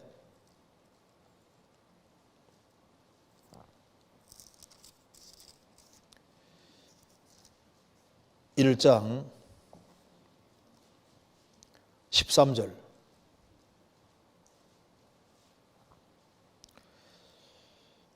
천사가 일러 가로되 사가랴여 무서워 말라 너의 간구함이 들린지라 내 아내 엘리사벳이 내게 아들을 낳아 주리니 그 이름을 요한이라 하라. 너도 기뻐하고 즐거워할 것이요 많은 사람도 그의 남을 기뻐하리니 이는 저가 주 앞에서 큰 자가 되며 포도주나 소주를 마시지 아니하며 모태로부터 성령의 충만함을 입어 이스라엘 자손을 주 곧 저희 하나님께로 많이 들어오게 하겠습니다. 저가 또 엘리야의 심령과 능력으로 주 앞에 앞서가서 아비의 마음을 자식에게 거스리는 자를 의인의 슬기에 돌아오게 하고 주를 위하여 세운 백성을 예비하리라. 그래서 이제 메시아가 오기 전에 엘리야가 와서 아비의 마음을 자식에게 거스린 자는 의의 슬기에 돌아오게 하고 주를 위해 세운 백성을 예비하리라. 이런 내용을 이제 구약 성경을 읽으면서 이제 알고 있는 거예요. 그래서 서기관들은 메시아가 오기 전에는 엘리야가 오도록 되어 있는데 예수님이 이제 덜컥 자꾸 죽으신다고 얘기하시고 재림 예고편을 보여주시니까 분명히 순서상 엘리야가 먼저 오고 그 다음에 메시아가 오도록 되어 있는데 예수님이 메시아니까 예수님이 이제 곧 죽으시고 부활해서 가시니까 그러면은 메시아가 살아있을 때 뭐 앞에 와야 되는데 예수님은 이제 재림 예고편을 얘기하시고 이제 예수님이 이제 죽은 자 가운데 부활할 걸 말씀하시니까 이제 곧 죽고 부활할 텐데 그러면 분명히 이제 이 서기관들은 메시아가 오기 전에 분명히 엘리야가 먼저 온다고 얘기를 했는데 그러면 엘리야가 순서를 보면은 엘리야가 와야 되는데 예수님이 곧 죽으시고 부활하면 그 앞에 엘리야가 있어야 될 게 아니냐 그 말입니다. 이 궁금하잖아요. 그래서 여기에 질문하기를 분명히 어째서 엘리야가 먼저 와야 된다고 합니까? 하니까 예수님께서 엘리야가 먼저 왔다고 얘기했습니다. 엘리야가. 그러니까 불병거가 타고 올라간 그 엘리야가 온다는 말이 아니라 엘리야의 심령과 능력을 가진 자가 와서 이스라엘 백성들을 돌이키게 해서 메시아를 믿게끔 한다 그 말입니다. 그래서 엘리야가 먼저 왔다고 주님 말씀하신 겁니다. 어떤 엘리야?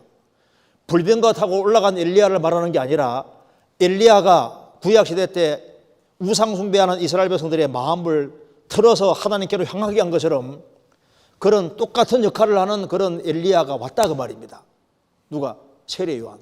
엘리야의 심령과 능력 가지고 와서 이미 그렇게 했는데 이스라엘 백성들이 엘리야 그 심령으로 온 바로 세례 요한을 그렇게 임으로 대한 것처럼 예수님도 그렇게 임으로 대접하고 죽일 거다 그 말입니다. 무슨 말이 되시죠? 그런데 예수님이 지상 재림하기 전에 또 엘리야 같은 사람이 또 나타나는 거예요. 여호와의 크고 두려운 날이 오기 전에 엘리야가 온다. 예수님이 이제 죽으시고 부활하시고 다시 오시는데 7년 환난 속에서 또 엘리야 같은 사람이 등장합니다. 요한계시록 11장 나오지 않습니까? 11장에 이스라엘 사람 14만 4천 명을 회개시킬 때 두 증인이 나타나는데 두 증인 중에 하나가 모세 같은 사람, 엘리야 같은 사람 또 나타나는 거예요. 그래서 이제 모세는 물을 피로 만든 사람인데 또 원한한 재앙을 다 일으킨 사람인데 7년 혼란 속에서 모세가 아니라 모세 같은 사람이 나타나서 정말 물을 피로 만들고 세상에 엄청난 재앙을 내리면서 이제 예수님이 메시아가 맞다는 걸 증거하고, 엘리야는 불을 내리기 위한 사람이지 않습니까?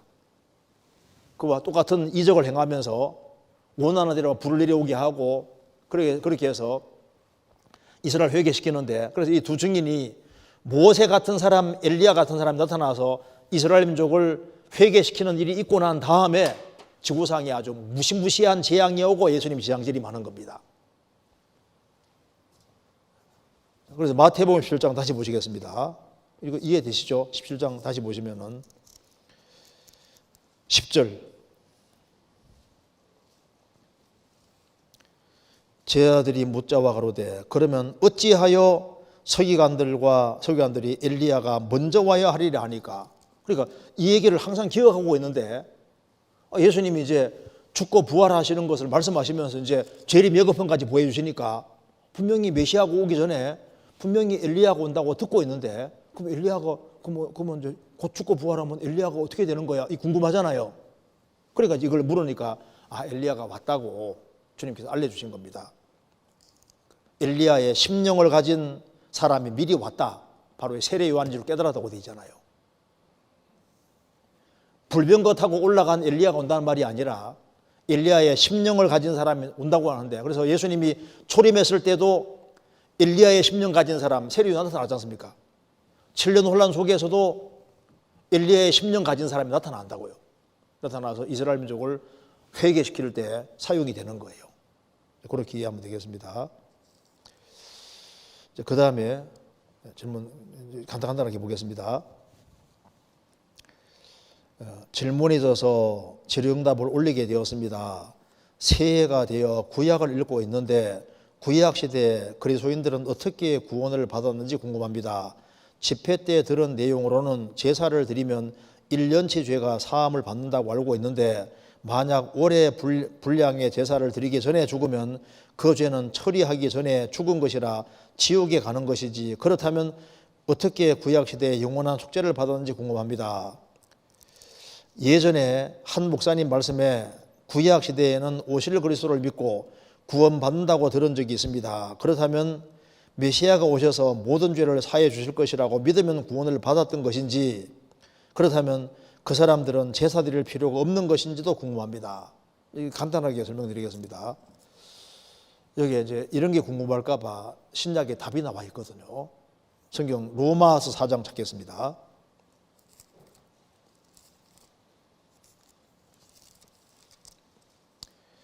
로마서 4장.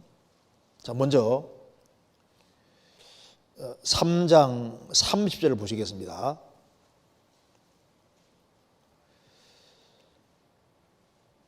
할례자도 유대인입니다. 할례자도 믿음으로 말미암아 또는 무할례자도 믿음으로 말미암아 의롭다 하실 하나님은 한 분이시니라. 어느 시대에나 믿음으로 구원받는다고 하는 겁니다. 그러면서 예를 들고 있습니다. 4장 1절에 그런즉 육신으로 우리 조상된 아브라함이 무엇을 하리요? 만일 아브라함이 행위로서 의롭다함을 얻었으면 자랑할 것이 있으려니와 하나님 앞에서는 없느니라. 성경이 무엇을 말하느뇨? 아브라함이 하나님을 믿음에 이것이 저에게 의로 여기신 바 되었느니라. 일하는 자에게는 그 삭슬을 은혜로 여기지 아니하고 빚으로 여기거니와 이 일을 아니할지라도 경건치 아니한 자를 의롭다 하시는 일을 믿는 자에게는 그의 믿음을 의로 여기시나니, 일하는 것이 없이 하나님께 의로 여기심을 받는 사람의 행복에 대하여 다윗이 말한 바, 그 불법을 사하심을 받고 그 죄를 가리우심을 받는 자는 복이 있고 주께서 그 죄를 인정치 아니하실 사람은 복이 또 당과 같으니라. 이게 무슨 말이냐 하면은 여기 보세요.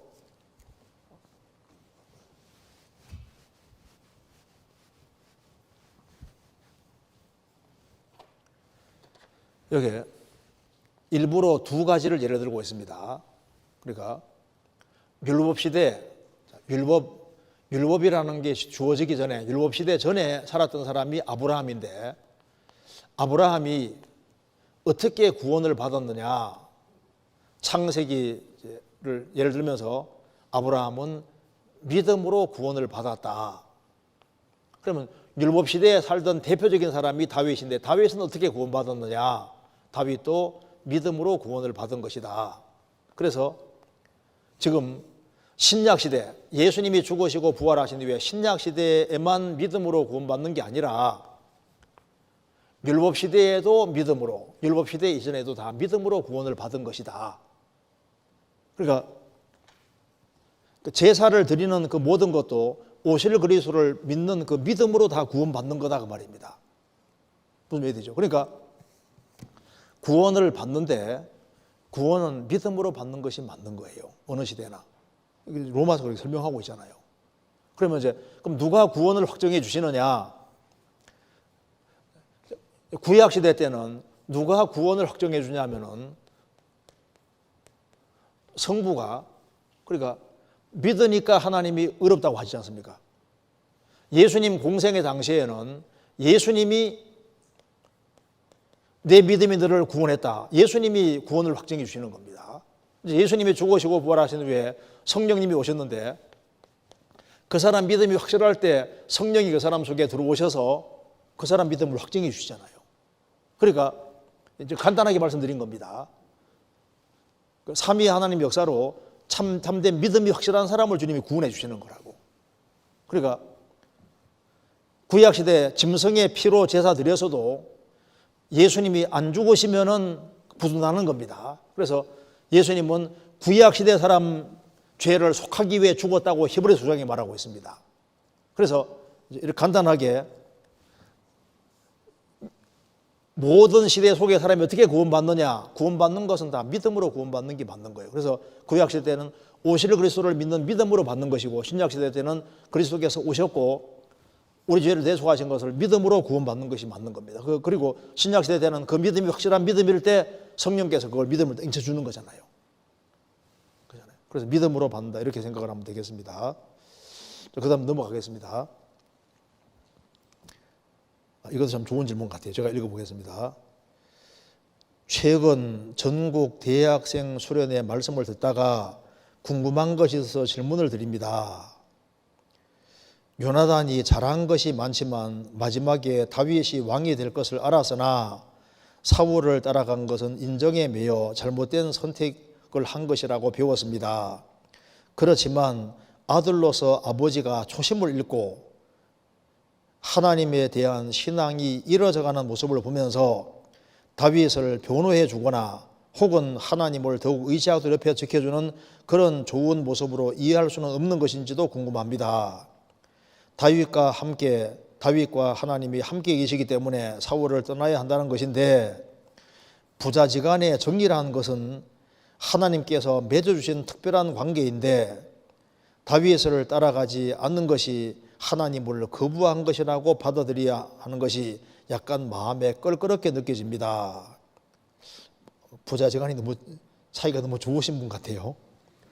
하나님은 천지에 충만하시고 모든 사람이 구원받기를 원하실 텐데 다윗 옆이 아니어도 요나단 개인의 신앙생활이 확실했고 또 요나단마저 사울 곁을 떠나버리면 누가 사울의 신앙을 붙잡아 줄 수 있을까 하는 의문도 들어 질문 드립니다. 좀 좋은 질문 같죠? 자, 이제 전국 대학생 수련회 말씀을 듣다가 이제 궁금한 게 질문 드립니다. 요나단이 잘하는 것이 많지만 마지막에 다윗이 왕이 될 것을 알았으나 사울을 따라간 것이 인정에 매여 잘못된 선택이라 한 것을 배웠습니다. 자, 요나단이 잘한 것이 많지만 사실이잖아요. 요나단이 정말 훌륭한 사람입니다. 성경 읽어보시면 요나단이 그 당대에 정말 믿음이 확실해서 그는 하나님 믿음이 확실하기 때문에 주님께 아주 귀하게 쓰임받은 것이 맞아요. 그리고 당대에 정말 그는 사랑이 아주 주님을 향한 사랑이 아주 확실한 사람이었습니다. 그래서 요나단이 다윗을 나이 차이가 많이 나는데도 불구하고 자기 생명같이 사랑을 했습니다. 그리고 자기가 입고 있던 군복도 주고 칼도 주고 다윗을 얼마나 사랑했는지 몰라요. 그래서 여기에 요나단이 다윗 당시에 정말 훌륭한 신앙이 있는 것이 맞다 그 말입니다. 그러니까 이 다윗은 이게 요나단은 다윗이 왕이 된다는 것도 자기가 왕자입니다. 사울 왕 바로 밑에 자기가 왕이 될 위치에 있는 아들임에도 불구하고 다윗이 왕 된다는 것을 알고 있었거든요. 그래서 자기는 그 다음 될 거라고 자기 입으로도 얘기를 했습니다. 사무엘상 찾겠습니다. 23장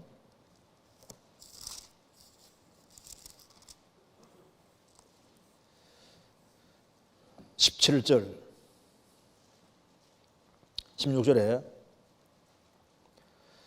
사울의 아들 요나단이 일어나 수풀에 들어가서 다윗에게 이르러 그로 하나님을 힘있게 의지하게 하였는데 그 요나단이 그에게 이르기를 두려워 말라 내 붙인 사울의 손이 내게 미치지 못할 것이요 너는 이스라엘 왕이 되고 나는 내 다음이 될 것을 내 붙인 사울도 안다 하니라. 여기 요나단이 말하기를 너는 이스라엘 왕이 된다. 나는 내 다음이 된다. 그걸 내 부친도 안다. 내가 알고 있을 뿐 아니라 내 부친도 안다. 그래서 요나단이 참 마음도 참 겸손한 사람이고 신앙도 정말 확실한 사람입니다. 근데 이제 설교 내용 중에 야, 이 요나단이 참 잘했지만은 그 끝까지 아버지하고 같이 있어가지고 전쟁 때 같이 죽는데 그게 정말 잘한 것이겠느냐. 그게 인정적인 요소가 분명히 있을 거라고 이제 설교를 했다 그 말입니다. 그렇잖아요. 그러니까 인정적인 요소가 있죠. 근데 여기 이제 질문하는 내용이 바로 이겁니다. 그렇지만 뭐 설교하는 건 이해는 되겠는데 아들로서 아버지가 초심을 잃고 하나님에 대한 신앙이 이어져가는 모습을 보면서 아버지를 붙잡아줘야 되겠다 이런 마음으로 아버지와 같이 있을 것이고 그리고 이제 내가 아버지 곁에 있으면서 다윗에 대해서 함부로 못하도록 내가 최대한 막을 수 있을 만큼 막아야 되겠다 그런 마음으로 있지 않았겠냐 그 말입니다. 그 말도 맞잖아요. 그래서 여기 다윗을 변호해 주거나 혹은 하나님을 더욱 의지하도록 옆에서 지켜주는 그런 좋은 모습으로 이해할 수는 없는 것도 궁금합니다. 그렇죠. 그런 면도 있어요. 그런 면도 있는데 그런데 잘하는 길도 있고 더 잘하는 길도 있습니다. 어느 게 더 좋았겠냐 그 말입니다. 그 뒤에 보시겠습니다. 다윗과 하나님이 함께 계시기 때문에 사울을 떠나야 한다는 것인데 떠날 생각도 했을까 안 했을까요?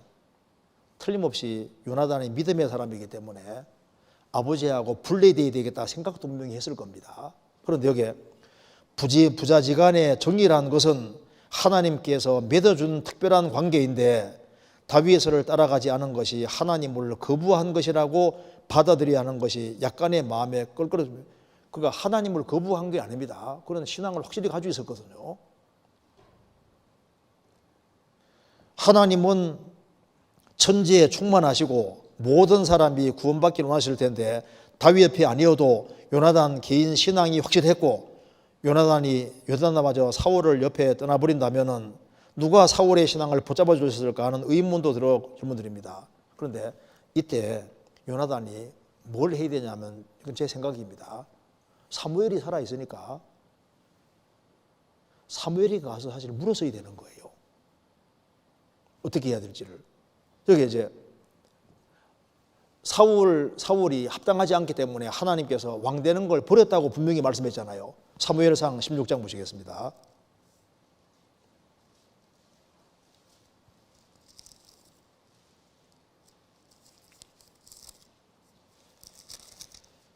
사무엘상 16장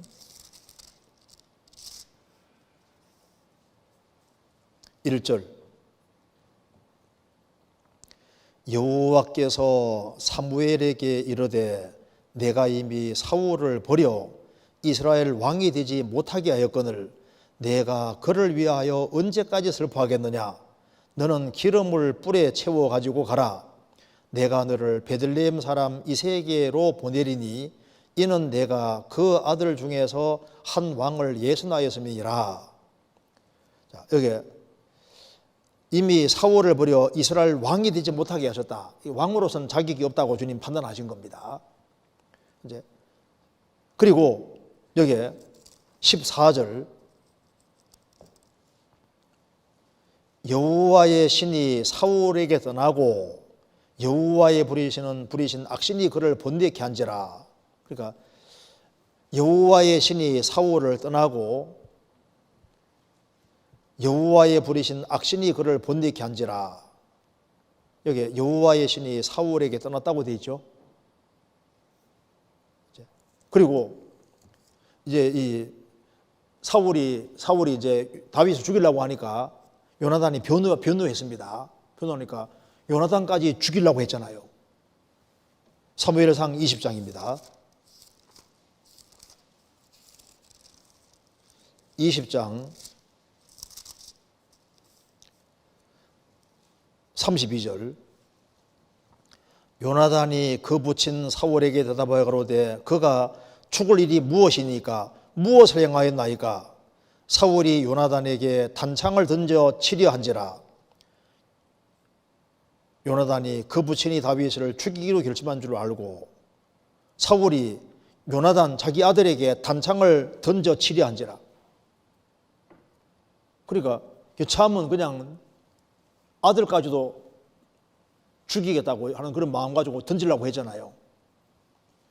그러니까 이제 이 사울이 신앙이 상당히 문제가 있는 겁니다. 그래서 아들은 뭘 느끼고 있냐면은 우리 아버지가 좀 문제가 많다. 신앙적으로 문제가 많다. 이걸 느끼고 있는 겁니다. 그래서 여기 사무엘상 20장 13절 보시겠습니다.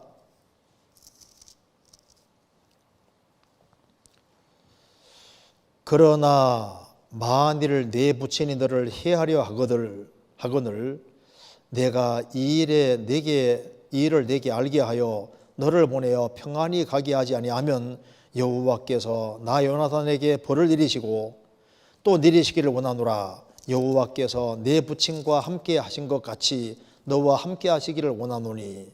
제가 찾아보니까 여기 여호와께서 내 부친과 함께 하신 것 같이, 이것이 히브리어로 완료형 체제로 되어 있습니다. 그러니까 그전에는 하나님께서 크게 쓰셨는데 이제는 우리 아버지에게 함께 하셨던 것 같이, 그러니까 이제 완료형으로 된 봐서는 지금은 아니라고 생각하고 있는 거예요. 지금은 문제가 좀 있다 그 말입니다. 이제 그래서 너와 함께 하시기를 원하노니라고 했습니다. 그러니까 우리 아버지가 그전에는 쓰임 받았는데 지금은 다윗을 죽이려고 하는 걸 봐서는 이게 정말 신앙적으로 문제가 상당히 심각하다는 걸 느끼고 있는 거예요. 그리고 이 요나단은 아버지를 공고에 노력할 수 있는 힘도 없습니다. 뭐 다윗 편에 서서 얘기하면 막 죽이려고 하고 했잖아요. 그리고 이스라엘 백성들을 막 동원해서 잡으러 다니고 이렇게 했으니까 그럼 어떻게 해야 되느냐. 그러니까 사무엘에게 있지 않습니까? 얼른 가서 물어서, 사무엘이 선지자니까 이런 상황 속에서 내가 어떻게 해야 되겠습니까? 라고 물었으면 참 더 좋을 뻔했는데 안 묻고, 그래도 내가 그래도 다윗 편에 서서 아버지하고 같이 있으면서 그렇게 하면서 어떻게 하든 간에 다윗을 도우려고 하는 좋은 마음 가지고 있었을 거예요. 그런데 사무엘에게 가서 물었다면 뭐라 대답했을까요? 그 아버지에게 구별돼 가지고 제3의 길을 분명히 알려줬을 겁니다. 그게 사울이지 않습니까? 제 아상들도 죽이고 정말 주님 앞에 합당하지 않게 행했기 때문에 하나님이 징계로 전쟁 때 죽게 하잖아요. 그런데 요나단이 끝까지 신앙인으로 살다가 신앙인으로 죽었고 그 인생은 참 귀한 인생이지만은 분명히 더 잘하는 길이 있었을 거예요. 분명히 아버지를 하나님께서도 있지 않습니까? 손났잖아요.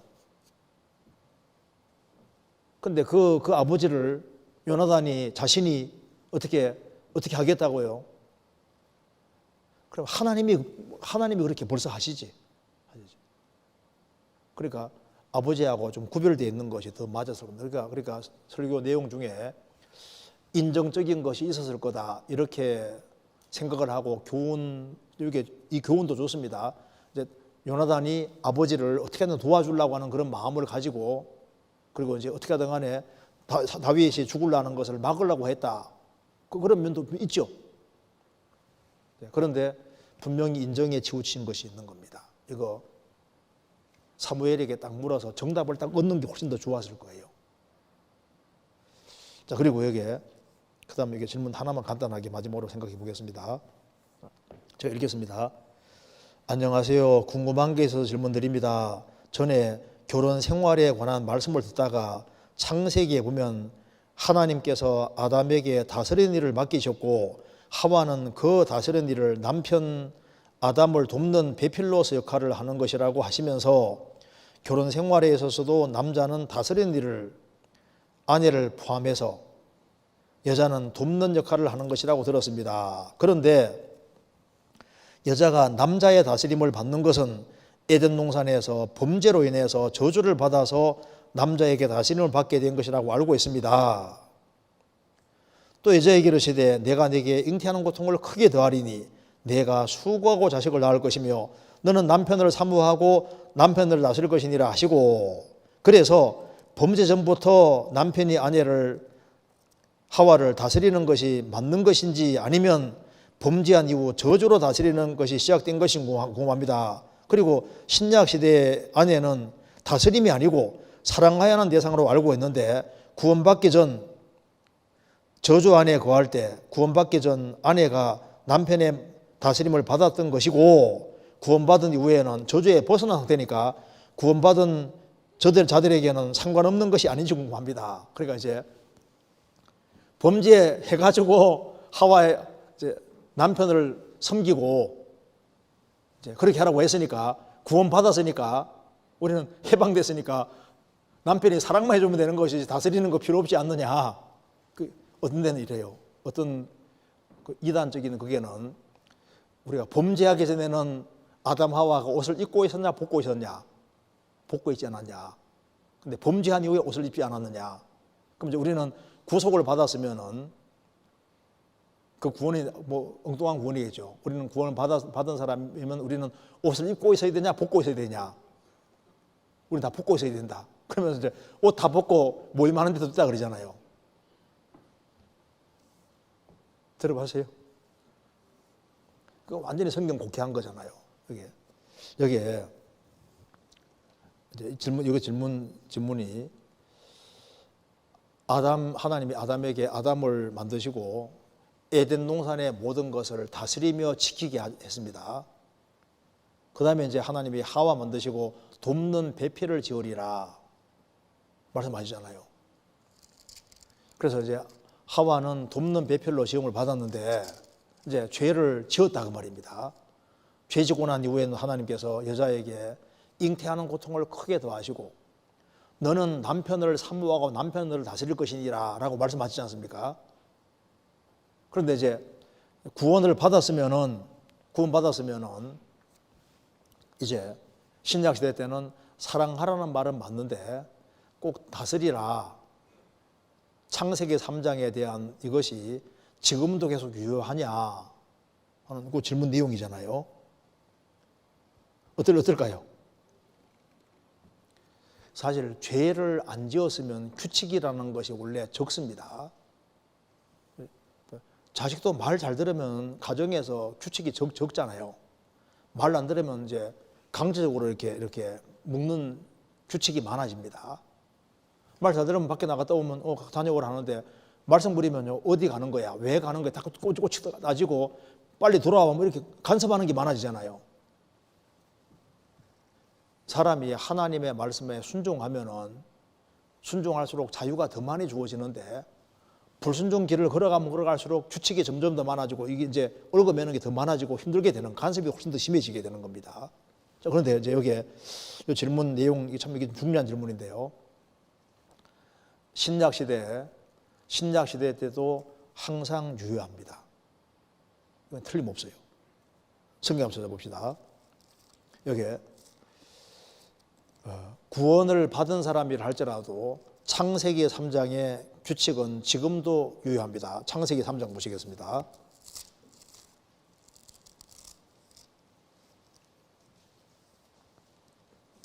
16절.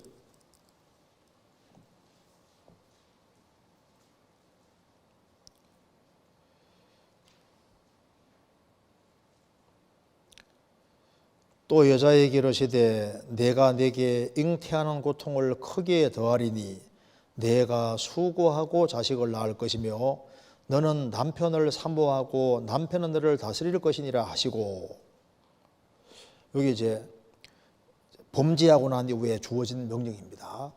그런데 이제 신약 시대에 구원받은 사람에게 이 말씀 받아서 한 걸 보시겠습니다. 디모데후서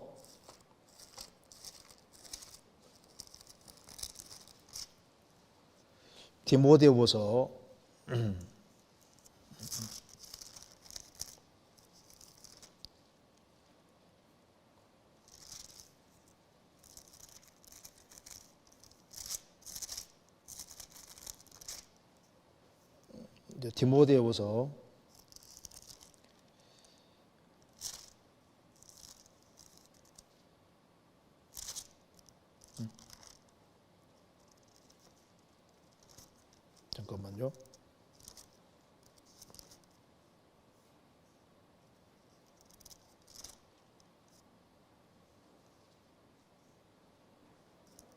디모데전서 2장 보시겠습니다. 2장 9절 보시겠습니다. 2장 9절에 디모데전서 2장 9절, 또 이와 같이 여자들도 아담한 옷을 입고 입으며 염치와 정조로 자기를 단장하고 따은 머리와 금이나 진주나 값진 옷으로 하지 말고 오직 선행으로 하기를 원하라. 이것이 하나님을 공경한다는 자들에게 마땅한 것이니라. 여자는 일절 순종함으로 종용히 배우라. 여자의 가르치는 것과 남자를 주관하는 것을 허락지 아니하노니 오직 종용할지니라.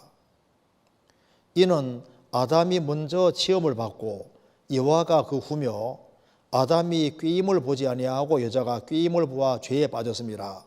그러나 여자들이 만일 정절로서 믿음과 사랑과 거룩함에 거하면 그 해산함으로 구원을 얻으리라. 이렇게 신약 성경에 말씀하기를 여자의 가르치는 것과 남자를 주관하는 것을 허락지 아니하노니. 그럼 누가 주관하는 겁니까? 가정에서 하나님께서 남자가 중심으로 해서 둘 다 하나님의 인격으로 지음받고 둘 다 귀한 사람이지만은 가정은 사랑으로 뭉쳐져 있지만은 하나님께서 그렇게 정하셨는데 신약 시대 때도 마찬가지입니다. 여자의 가르치는 것과 남자를 주관하는 것을 허락지 아니하노니 오직 종용할지니라. 그 이유는 이는 아담이 먼저 지음을 받고 여호와가 후며, 순서도 하나님이 남자를 먼저 지으시고 여자를 그 다음에 지었다 그 말입니다. 그리고 왜 하나님께서 여자가 주관하는 걸 허락하지 않느냐, 남자 다스림 받도록 했느냐, 그 이유는 여자가 아담이 꾀임 보지 않고 여자가 꾀임을 보아 죄에 빠졌습니다. 그러면서 그러나 여자들이 만일 정절로서 믿음과 사랑과 거룩함에 거하면 그 해산하고 구원 얻으리라. 이게 무슨 말이냐면은, 남자는 보세요. 남자는 신약시대에 아담 하와가 죄 짓고 하나님이 땅을 개간해서 처자식을 목에 설리게 프로그램 해놨잖아요. 그러면 구원 받았다고 해서 밖에 나가 저렇게 생활을 안 할 수 없는 거라고. 그렇잖아요. 그러니까 이 창세기 3장에 주어진 벌은 구원받고 난 다음에도 이게 세상에 사는 동안에 지속이 되는 거예요. 남자는 밖에 나가서 땀을 흘리고 수고하는 것을 구원받고 난 다음에도 해야 되는 겁니다. 처자식을 목에 살리기 위해서 일을 해야 되는 거고, 그 자기 일이 다 끝나면 거기에서 해방이 되는 거예요. 그리고 구원받은 여자도 구원받았다 해서 아기를 낳고 키우는 그걸 피할 수가 없잖아요. 그래서 나는 구원받았으니까 아기 낳는 데서 해방되는 게 아니고 아기 낳을 때 고통이 안 주어지는 게 아니잖아요. 구원받은 사람도 똑같이 아기를 낳을 때 해산하는 수고를 치르고 그리고 자녀를 다 키울 때까지 고생하도록 되어 있고, 그리고 다 키우면은 그 징계에서 해방이 되는 거예요. 여기서 구원이라는 것은 해산함으로 구원 얻으리라고 말은 해산하는 일이 끝나고 자식 다 키우면은 그 문제에서 해방된다 그 말입니다. 그러니까 믿음으로서 사랑과 거룩함에 거해도 해산하는 수고는 피할 수 없고, 구원받아도 해산하고 자식을 낳고 키우는 그 수고에서는 해방 안 된다 그 말입니다. 그래서 그 일이 다 끝나면 그 문제에서 해방된다 그 말입니다. 여기 구원은 그걸 말하는 겁니다. 구원받아도 결혼해 자식을 낳고 키우는 속에서 고생하도록 정해놓고 그 일이 다 끝나면 그 문제에서 해방이 되는 거예요. 그 문제에서 구원되는 겁니다. 그러니까 구원을 받은 남자도 밖에 나가서 일하고 하는 그 수고를 피할 수 없는 것처럼 여자도 자식 낳고 키우는 수고를 피할 수 없다 그 말입니다. 그리고 구원받아도 여기 남자를 주관하는 것, 이것은 허락이 안 된다 그 말입니다. 그래서 베드로 전서 3장 보시겠습니다. 한 군데 마지막으로 봅시다. 베드로 전서 3장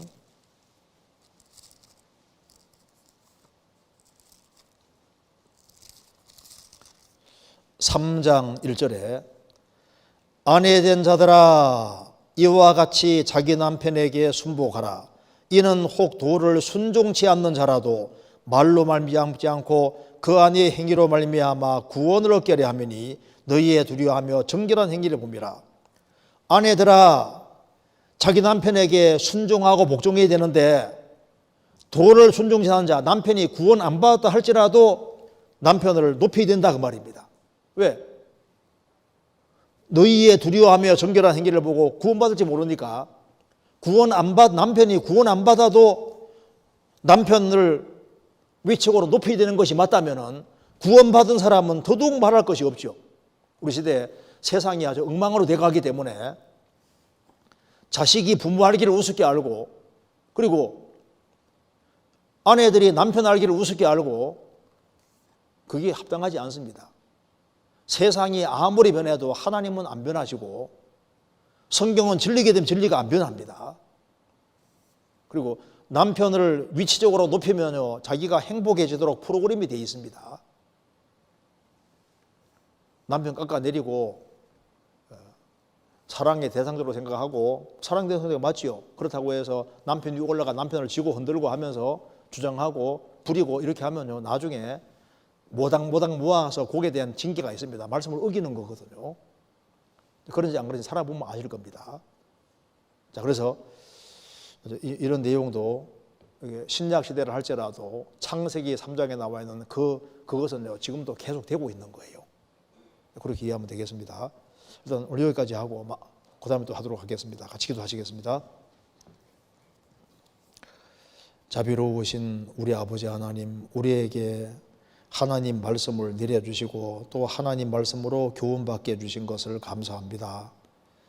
주님 오시는 그날까지 주 안에서 귀하게 쓰임받는 삶이 되도록 도와주시고 30배, 60배, 100배 결실하는 귀한 인생이 되도록 도와주옵소서.